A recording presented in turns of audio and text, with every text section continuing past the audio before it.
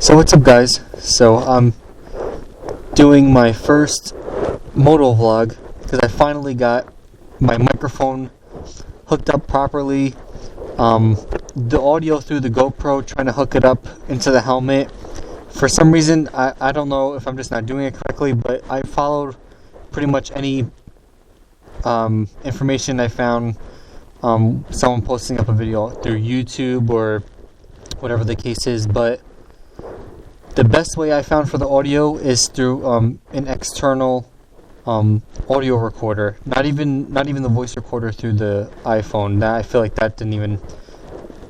It just picked up way too much wind. But this, for some reason, the wind doesn't really get picked up, and I didn't change anything in my helmet or anything. So I don't know what it is, but it worked perfectly. So, and it was like $40. That's it. So start her up. There we go. Time exactly last year, I went and got my motorcycle permit, and then I obviously went and got my motorcycle license, and my fiance purchased me my first bike, which was a 2019 Harley Davidson 48 Special. That was the first bike I learned how to ride, and I got it brand new, pretty much. I think it was 1 mile on the dash, and I rode it till about, I think, a little over 3,000. I think it was like 3,200 to be exact, a little over 3,200 miles, and I just outgrew it. I needed a bigger gas tank. That only had a 2.1 gallon gas tank. The bike that I have now is a 5 gallon, so it's a big difference. I can go on a lot longer rides, and I don't have to worry about gassing up it. Damn, my pipes sound good. So I outgrew the bike, and it's good for people that don't really ride that much. Like I just got my bike. Even for me, I don't think I'm someone that rides a lot. I got my bike about a month ago, and I have like 900 miles on my bike. So that gives you an idea of, I already need to bring it in soon for my 1,000 mile service. Then after that, it's every 5 for Harley Davidson. Other brands, it might be different. I'm not really too sure. I upgraded to a 2019 Harley Davidson Lowrider FXLR. So the bikes I was looking at was actually the Street Bob because of the price. My dad has one, and I love it. It's a great bike. The gas tank is a little bit smaller. It's a 3.5 gallon, so it doesn't feel as something's as big. Like my gas tank's like touching my knees almost. But anyway, I like the way that bike looked a lot. It's it's pretty much all blacked out and plenty of power. It has the same engine as this bike, so that was definitely an option for me. And I was also looking at the Lowrider S and possibly the Lowrider, which is what I ended up with. So what happened was, when I walked into the dealership, I asked, did they have any? They didn't have any Street Bobs, and they didn't have any Lowrider S's either, and they're not sure when their next delivery was going to be. I mean, if you order one, they could get one. That wasn't the problem, but I wanted to test ride something I haven't test rode, So I think there was a leftover because all the 2020s were coming in. So they said, "Oh, take this 2019 for to take it for a test ride," because I like the way it looked. Silver, chrome. So, long story short, I took it for a test ride, and I had to bring it home. I fell in love with it, and especially anything is an upgrade after going from riding a Sportster. The suspension is a lot stiffer. This is a soft tail, so it's a lot more comfortable, and it's a lot faster. This one has 6 gears. The Sportster only has 5 gears. I ended up buying the bike, and when I started putting my parts and stuff together, I was undecided about which look I was going to go with. It was either going to be, I was going to go with a tall sissy bar and about some 14-inch chrome ape hangers because the bike's silver and a lot of silver and chrome on it. Or it's either I was gonna go club style with the bike, but not blacked out, because and I have a big reason for that. Well, for one, in my area, you don't see too many club style, or quote unquote club style bikes. With the front fairing, step up seat, 2-into-1 exhaust. And there's a reason why I didn't go with the 2-into-1 exhaust. One is the price. If you want a good 2-into-1, you're gonna spend $900, pretty much $1,000 plus. I went with Reinhardt, just a 2-into-2, like a full system, because they make a great product. And I think this exhaust was only like $600 something. And I went with the Reinhardt air cleaner. Their product is comparable. It's to Vance and Hines and a lot of the other top exhaust companies in the industry, and they sound so good. As you can tell, my exhaust sounds great. So I didn't want to even look at any other exhaust. I knew from the get-go, I was like, if I go with anything, it's going to be Reinhardt. Finally started putting my bike together. I was like, all right, you know what? And then I went with the Saddleman seat. I went with the Diamond Stitch. I had to get the backrest for my fiance because she definitely wanted to be on the bike. So that was definitely also, that was another reason why I wanted a bigger bike. Let's see if I find a spot we can just pull over real quick so I can give you guys a clear shot of my bike.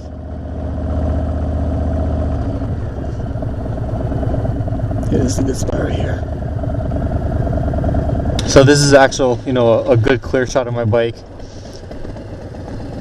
So my parts, I went with the Harley Davidson Softail quarter fairing, and they color matched it. So typically it just comes in black, but they sent it out to look at all the bugs. I gotta get this cleaned. They sent it out to get color matched to match the silver on the bike.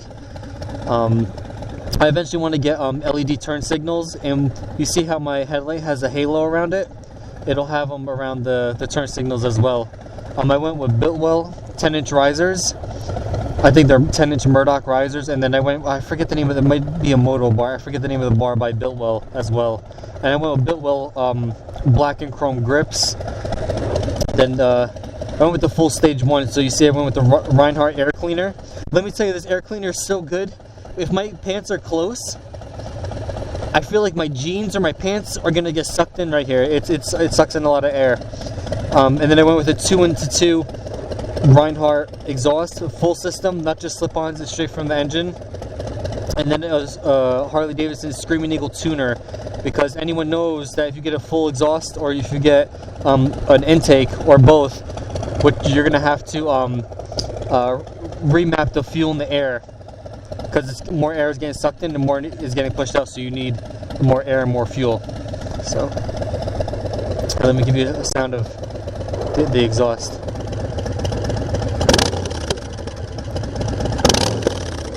Damn, she sounds good. Then I went with a Saddleman seat, a Diamond Stitch. Then I went with a low mounted sissy bar, Diamond Stitch backrest. She came out perfect. Oh, there's another reason why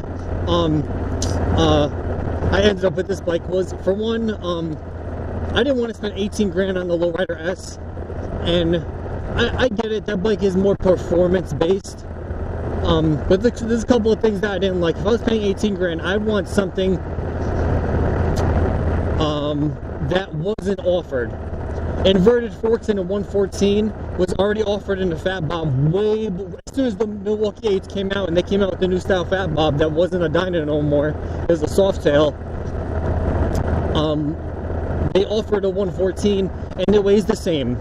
And also, if you really want a performance based Softail or Harley, that's what they make, the FXDR, and it's 40 pounds lighter than the Lowrider S. It's nice, it's super nice, and if you want a blacked out bike, sure, but it's like, just for me, like, I wanted taller handlebars. There's a lot of things I would have to fix. There's things I had to fix on this, but this was a lot cheaper. So I had the room to make all these modifications and do a full stage 1 right off the bat. But that bike probably would have pushed my budget a little bit. I mean, you know, everyone has their own budget. That's, you know, your own, whatever your own financial things are. But I did, and it didn't have rear pegs. Like I couldn't do it. I would have been upset at myself if I spent the money on it, and then I would have to dish out a lot more money. The bike walking out the dealer would have been way over 20 grand. Granted, some things you could do yourself, or you know, whatever the case is. But I couldn't do it. And plus, these 107s, all you have to do is, I mean, you can, if you want, you can do stage 3, stage 4, and make it a 114 if you want, if you really wanted to. But if you just throw new cams in it, that's enough. Because with that, those cams are probably going to give you what, 18-20 horsepower maybe. I don't know exactly, but that's a lot on a motorcycle. You know, to get that much of a jump, it's you're gonna feel it. So, because sometimes even with this bike, I'm like, damn, this thing has plenty of power. All I have is a stage 1 on it, so. Traffic, looking for my chapstick. Damn. And she sound good. I'm thinking about my first real road trip that I want to take. I want it to be kind of short, maybe only 4 or 5 hours away. But I'd love to go ride into Washington DC, and also the trip I really want to take. Obviously, I have to wait till it's nice out. I really want to go to I really want to ride to Niagara Falls. I would love to ride up there. The people that I ride with most of the time, I really enjoy riding by myself because it gives me time to think, and I can ride the way I want. I don't have to worry about anyone keeping up with me keeping up with anyone else. Like, I could just ride at my own pace. Sometimes I like to ride pretty fast or spiritedly. Then sometimes I just like to chill. But I like riding with my dad a lot. I also like riding with my cousin, but he fucking bailed on me. And just for that, I'm gonna fucking tag his Instagram in this fucking video, because he fucking bailed. He'll be back though. He'll be back. I'm not sure what bike he said. Maybe a Dyna, maybe the new Lowrider S, or just the standard like FXLR. I don't know. He'll be back though. Springtime. He'll be back. 2020. Chris will be back. Speaking about like riding style or whatever, like for the most part, I don't really ride that like aggressively. I'm not really too hard on the bike. Sometimes I get on it, but like I'm not beating the shit out of the bike like 24/7. That's definitely not the case. So that's also what made me choose getting a Harley over like a sports bike. I'm not one of those guys that like, it's Harley and that's it, you know. Granted, if you come to my house, don't pull up in a fucking Honda, a little CBR or something, because it is a Harley household.